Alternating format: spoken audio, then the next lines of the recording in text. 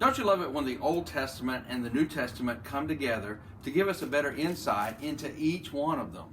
When Jesus is talking with Nicodemus in John 3, he gives us an illustration of that very principle. And also as Jesus and Nicodemus are talking with one another, Jesus confronts Nicodemus with his lack of understanding of the real depth of the spiritual material that he should have understood, being a great teacher of God.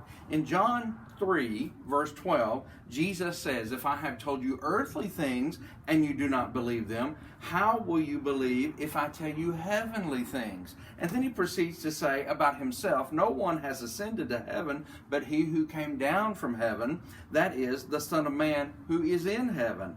And as Moses lifted up the serpent in the wilderness, even so the Son of Man must be lifted up, that whoever believes in him should not perish, but have eternal life." In this particular text, Jesus refers back to something that we read in Numbers chapter 21, when the children of Israel were being disobedient, murmuring and complaining about their circumstances. And the Bible tells us that God sent fiery serpents among them, that they were bit by those serpents, and many of them began to die. They realized their transgression, and they cried out and said, "We have sinned," and begged for Moses to intervene on their behalf. God told Moses a very unusual antidote for snake bite. He says, "Make a bronze serpent, put it on a pole, put it up in the middle of the camp, and whoever was bitten by the poisonous snake, when they see that, they'll live. They'll be cured of the poisonous effect of the snake."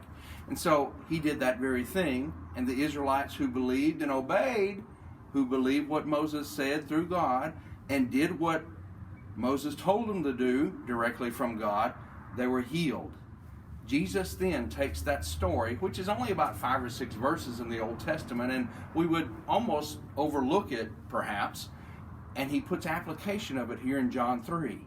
And he says, just like Moses lifted up that serpent all those many years ago, the Son of Man himself, Jesus, the Word, must be lifted up.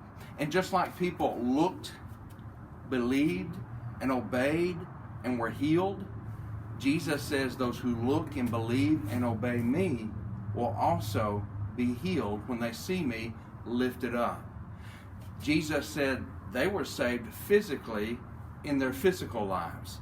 There's a much greater application that helps tie the Old Testament and New Testament together and gives us application that when we see Jesus on the cross, when we believe that, when we obey what he says, he tells us in verse 15, we have eternal life.